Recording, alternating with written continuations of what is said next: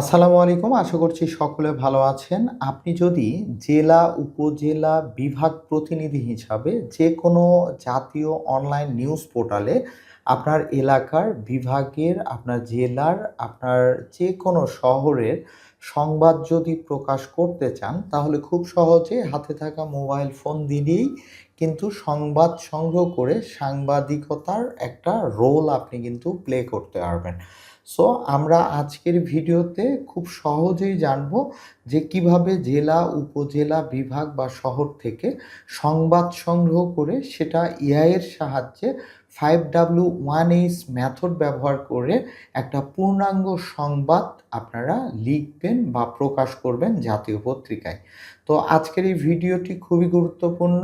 আমরা যারা অলরেডি কাজ করছি অনেকেই কিন্তু 5W1H মেথডে কিভাবে সংবাদ সংগ্রহ করতে হয়, কিভাবে সেটা এআই এর মাধ্যমে পলিশ করে পূর্ণাঙ্গ একটা সংবাদে রূপান্তর করতে হয়, আজকের এই ভিডিওতে আমরা সম্পূর্ণ জানবো। এই বিষয়টি আমরা অনেকেই জানি না, যার ফলে আমাদের সংবাদগুলি কিন্তু জাতীয় পোর্টালে দেওয়া সত্ত্বেও সেগুলি কিন্তু প্রকাশ পায় না।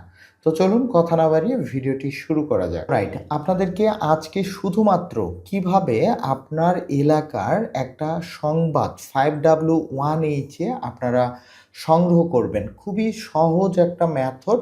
আপনারা যদি এই মেথডটি জানেন তাহলে আপনার এলাকায় অনেক সময় এমন হয় যে আমরা সংবাদ খুঁজে পাই না, বাট আপনি যদি চিন্তা করেন আপনার এলাকাতে প্রতিদিন 10টি 20টি পর্যন্ত সংবাদ কিন্তু আপনি দিতে পারবেন।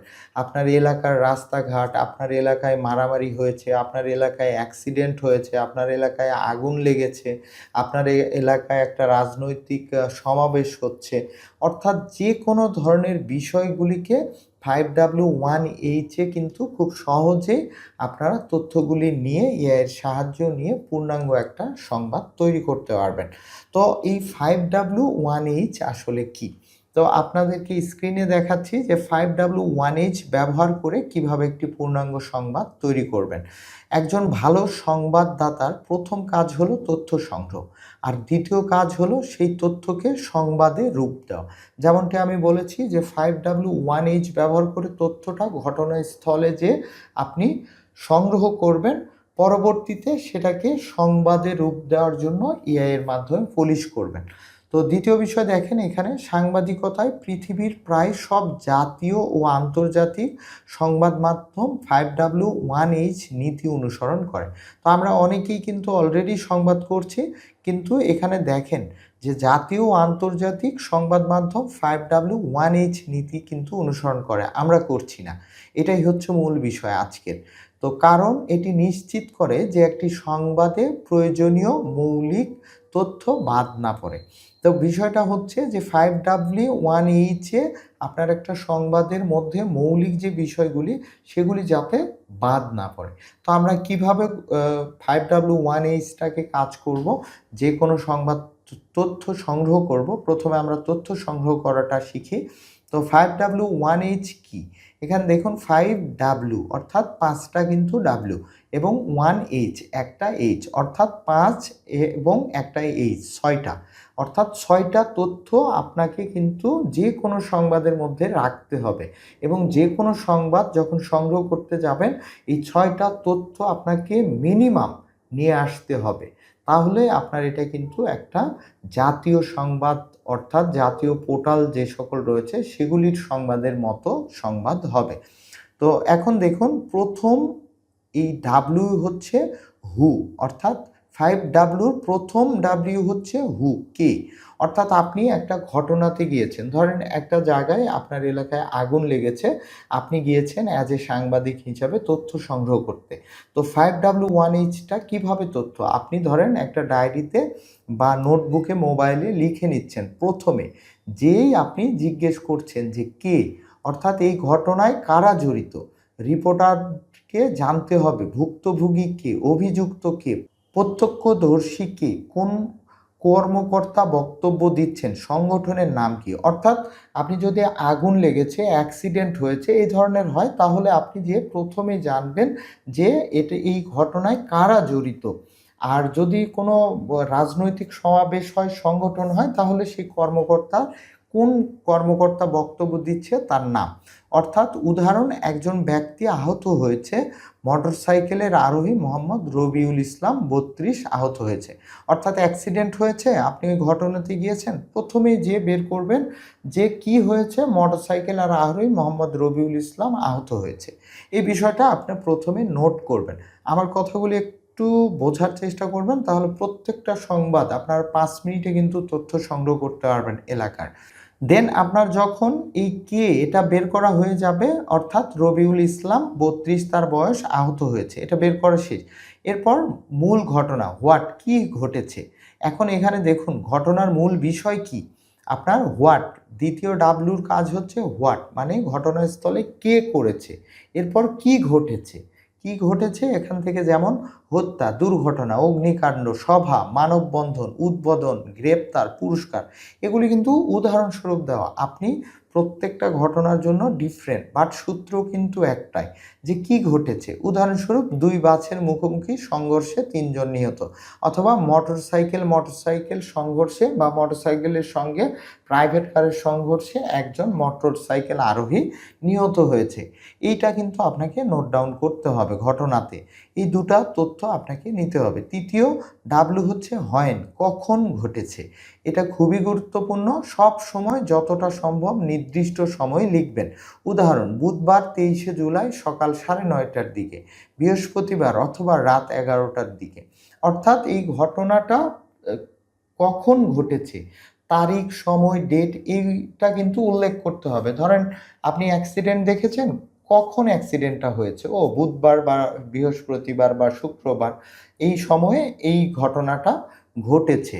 এই তথ্য আপনাকে নোট ডাউন করতে হবে। এরপর ৪ নাম্বার বিষয় হচ্ছে হোয়ার, কোথায়, অর্থাৎ ঘটনাটা কোথায় ঘটেছে, আপনার সেই এলাকার, সেই রোডের, সেই স্থানের নাম কিন্তু উল্লেখ করতে হবে। অতএব ঘটনাটা কোথায় ঘটেছে যতটা সম্ভব নির্দিষ্ট স্থান লিখতে হবে। যেমন গ্রাম, ইউনিয়ন, উপজেলা, জেলা। উদাহরণস্বরূপ একটা গ্রামের নাম ভবানীগঞ্জ ইউনিয়ন, লক্ষ্মীপুর সদর উপজেলার মেইন রোডে এই ঘটনাটি ঘটেছে। তো ৪ নাম্বার বিষয় হচ্ছে যে কোথায় এই ঘটনাটা, যদি কোনো সমাবেশ হয় তাহলে কোথায় সমাবেশটা হচ্ছে, ওই উমুকে উপজেলার স্কুল মাঠে, ও উমুকের হসপিটাল মাঠে। সো এইরকম কোথায় সেই ঘটনাটা ঘটছে সেটা কিন্তু আপনাকে ছোট্ট করে লিখে নিতে হবে। দেন এরপর হচ্ছে ৫ নাম্বার, আপনার ডাব্লিউর কাজ হচ্ছে কেন, অর্থাৎ এই ঘটনাটার কারণ কি। এই অংশে অনুমান করা যাবে না, যদি কারণ নিশ্চিত না হয় লিখবেন কারণ জানতে তদন্ত চলছে, অথবা প্রাথমিকভাবে ধারণা করা হচ্ছে। খুবই গুরুত্বপূর্ণ পয়েন্ট যে আপনি ৪টা বিষয় বের করে ফেলেছেন। এই ঘটনার আপনি কেন ঘটেছে এই কারণটা, অর্থাৎ আগুন লেগেছে, কেন লেগেছে, অনেকে এটা বলতে পারছে না, অনেককে জিজ্ঞেস করেছেন কিন্তু সে এটা বলতে পারছে না। যদি পারা যায় যে প্রত্যক্ষদর্শী আপনার এই ঘটনাটা দেখেছে কি কারণে, আপনি সেটা অনুমান করে না লিখে আপনি লিখবেন যে কারণ জানতে তদন্ত চলছে। অর্থাৎ আপনার সংবাদটা কিন্তু একদম সঠিক সত্য তথ্য দিয়ে আপনাকে লিখতে হবে। অতএব আপনার ৫ নাম্বার বিষয়টা হচ্ছে যে হোয়াই, কেন ঘটনাটা ঘটেছে। এটা অনুমান করেও লেখা যাবে না। আপনি সঠিক তথ্য যদি দেখেন যে একজন প্রত্যক্ষদর্শী এবং সে একজন জনপ্রতিনিধি, ভালো, সে এলাকায় তার একটা প্রভাব আছে, তার নাম, অথবা এমপি, মন্ত্রী, মিনিস্টার, অথবা চেয়ারম্যান, মেম্বার, বা এলাকার মণ্ডল মাতব্বর, সে বলেছে, তার নাম উল্লেখ করে যে সে কেন ঘটেছে, সে বলেছে এই কারণে ঘটতে পারে, এটা আপনি উল্লেখ করে ছোট্ট একটা নোট নিতে পারেন। এখন সর্বশেষ হচ্ছে 5 ডাব্লুর কাজ শেষ। এখন 1H, এইচটা হচ্ছে হু, কিভাবে, ঘটনাটি কিভাবে ঘটেছে, কেন ঘটেছে, কিভাবে ঘটেছে। এটা পুরো ঘটনার ধারাবাহিক বর্ণনা, অর্থাৎ ঘটনাটা সম্পর্কে আপনি ৪-৫ লাইনের একটা বর্ণনা আপনি ভয়েস করে অথবা হাতে লিখে টাইপ করে লিখে নেবেন। এই ৬টি ফরম্যাট, যে কিভাবে দুর্ঘটনা ঘটলো, কিভাবে আগুন লাগলো, উদাহরণ কিভাবে উদ্ধার করা হলো, বাস্তব উদাহরণ দিবেন। ধরুন একজন জেলা প্রতিনিধি মাঠ থেকে নিচের তথ্য পাঠিয়েছে, কিভাবে, এভাবে। হু, কে, আব্দুল করিম। হোয়াট কি বজ্রপাতে মৃত্যু হয়েছে। হোয়েন কখন বৃহস্পতিবার বিকেল 4টার দিকে। হোয়ার কোথায় গোপালগঞ্জ জেলায়। হোয়াই কেন বৃষ্টির সময় মাঠে কাজ করার সময় বজ্রপাত হয়। হু কিভাবে বজ্রপাতের পর স্থানীয়রা তাকে উদ্ধার করে উপজেলা স্বাস্থ্য কমপ্লেক্সে নিয়ে গেলে চিকিৎসক মৃত্যু বলে ঘোষণা করে। দেখেন কয়েকটা বিষয় এখানে, এই 6টা ছোট্ট নোট দিয়ে কিন্তু একটা পূর্ণাঙ্গ সংবাদ আপনি লিখতে পারেন, একদম সঠিক তথ্যগুলি। অতএব এই 6টি বিষয় প্রত্যেকটা সংবাদের মধ্যে আপনার থাকতে হবে। যেমন আমি আপনাদেরকে উদাহরণ দিয়ে প্রথম আলোর দেখেন, এখানে খুলনায় রান্নার পর গরুর মাংস সবুজ হয়ে গেল কেন, পরীক্ষার জন্য নমুনা সংগ্রহ। এই সংবাদটা কিন্তু বর্তমান গুগলে কিন্তু ভাইরাল বা অনলাইনে। সো এই সংবাদের মধ্যেও আপনি দেখবেন যে এই সংবাদের মধ্যেও কিন্তু এই 5W1H রয়েছে। যেমন এখান থেকে দেখেন কার্যালয়, থানা, এই যে দেখেন কোথায় গিয়েছে রান্নার পরে, এখানে কিন্তু আছে। এই যে যেমন এখানে দেখেন, যেমনটা বলেছি যে কখন, এই যে দেখেন গত বুধবার। কোথায়, এই যে দেখেন এখানে পৌর এলাকা, মডার্ন বেকারি, কর্মচারী, এই যে পিকনিকের জন্য গরুর মাংস। এবং এখান থেকে প্রত্যক্ষদর্শী নির্বাহী কর্মকর্তার কার্যালয়। এখান থেকে প্রত্যেকটা বিষয় দেখেন, আমি যে বিষয়গুলো আলোচনা করেছি 5W1H, আপনি প্রত্যেকটা জাতীয় পত্রিকায় যে সকল সংবাদ প্রকাশ হয়ে থাকে সেই প্রত্যেকটা সংবাদের মধ্যে কিন্তু এই 5W1H বিষয়টা আছে। এই যে যেমন দেখেন বুধবার সকালে বারবার কিন্তু তারা এগুলো, এরপর দেখেন এখানে কিন্তু তারা জেলা প্রশাসনকে জানিয়ে ফিরেছে। অর্থাৎ ওই যেটা বললাম যে যেটা আপনাদেরকে বললাম যে 1H হাউ কিভাবে, এখান থেকে সেই বর্ণনাটাও কিন্তু লেখা আছে। অর্থাৎ প্রত্যেকটা সংবাদের মূল থিমটাই হচ্ছে 5W1H এবং খুবই ছোট্ট, আপনি এই 1 লাইন করে 6 লাইন 6টা তথ্য নিয়ে আসলেই একটা সংবাদ কিন্তু আপনি পড়তে পারবেন। তো আমাদের প্রথম কাজ ছিল সংবাদ সংগ্রহ করা। তো সংবাদ এভাবে আমরা এই মেথডে আমরা নিয়ে চলে আসব। আসার পর আমরা এই সংবাদের বর্ণনা সহকারে আমরা যে কাজ করব, আমরা এআই এর মাধ্যমে পলিশ করব। তো আমরা একটা কাজ করে একটু পরীক্ষা করে দেখি যে এটা আসলে কাজ করে কিনা। তো আমরা যে কাজ করব, আমরা এখান থেকে আমরা এআই এর সাহায্য নিয়ে একটা পরীক্ষা করে দেখব যে আমরা এআই এ চলে গেলাম, এরপর নিউ চ্যাটে চলে গেলাম।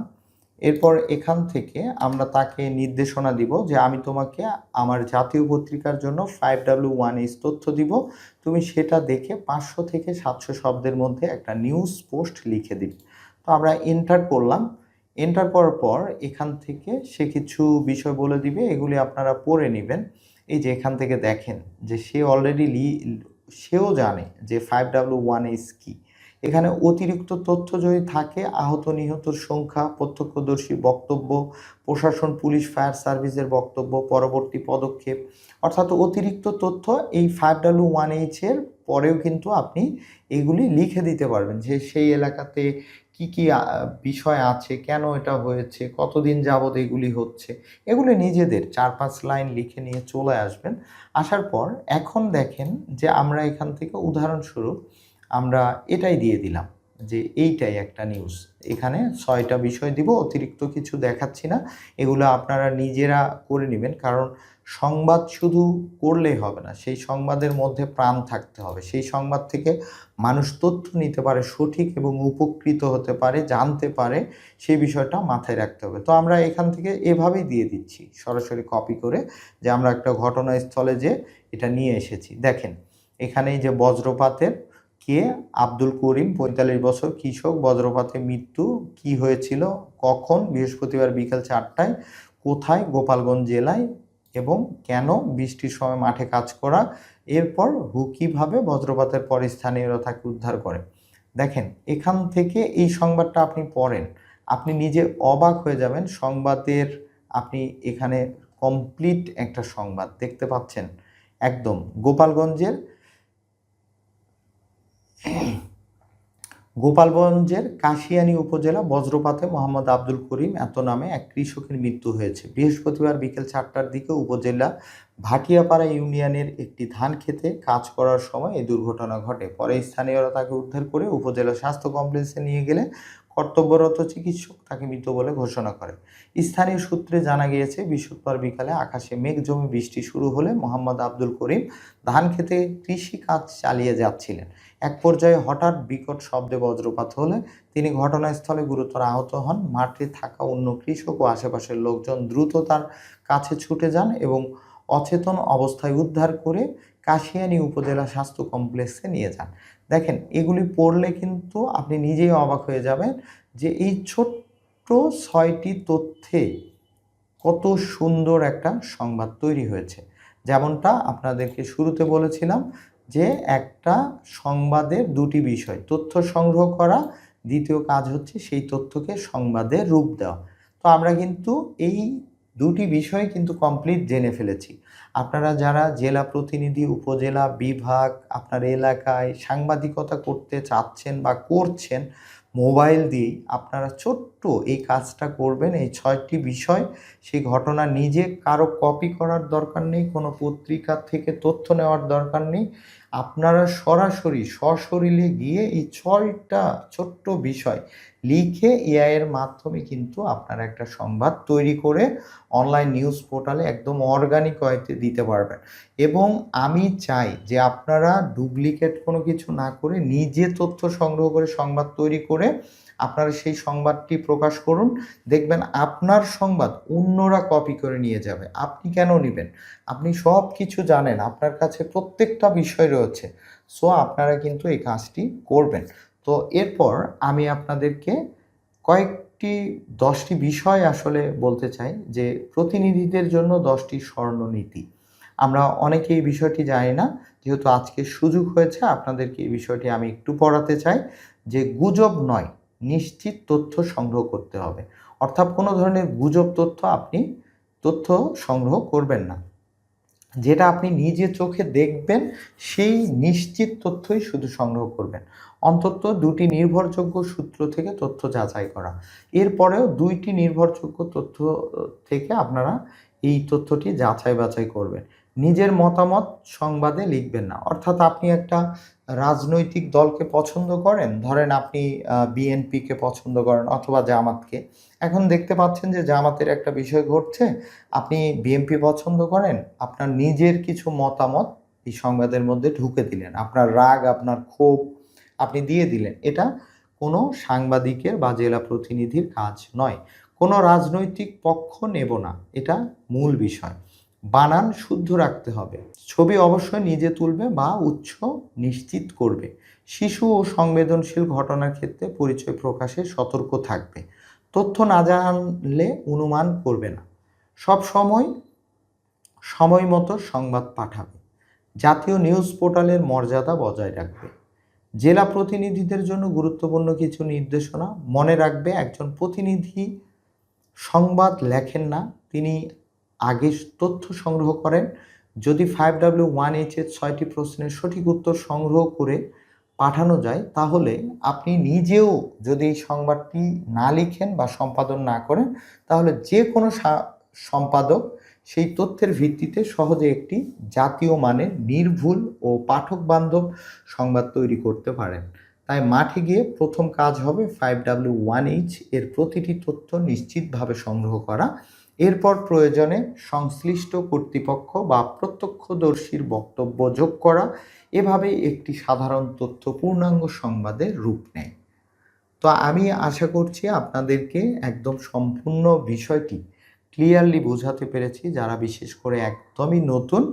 দেন এরপরে এই সংবাদটা যখন আপনার এভাবে এআই দিয়ে পলিশ করবেন, এখানে এসইও সেকশন দিয়ে দিতে পারেন যে এইটার টাইটেল কি, মেটা ডেসক্রিপশান কি, ট্যাগগুলি কি হবে, ইমেজের ফাইল নেম কি হবে, ইমেজের ক্যাপশন কি হবে, অল্টার টেক্সট কি হবে। তো আমি পরবর্তী একটা ভিডিওতে আপনাদেরকে ইমেজ সম্পর্কে কমপ্লিট জানাবো। পাশাপাশি আপনারা এই তথ্য নিয়ে আসার পর যদি এসআইবি নিউজেও আপনারা কাজ করেন, তাহলে এখান থেকে যেমনটি হয় যে নতুন সংবাদ লিখুন, এই বাটনে আসলে এখানে দেখেন যে সংবাদ শিরোনাম, অর্থাৎ ওই সংবাদের একটা শিরোনাম দিতে হবে আকর্ষণীয়। তো শিরোনামটি কেমন হবে? শিরোনামটি হতে হবে একবারে স্পষ্ট, আকর্ষণীয়, নির্ভুল। এটাকে বলা হয় হুক। যে কেউ এই শিরোনাম দেখে আগ্রহ প্রকাশ করবে এই সংবাদটি সম্পূর্ণ পড়তে।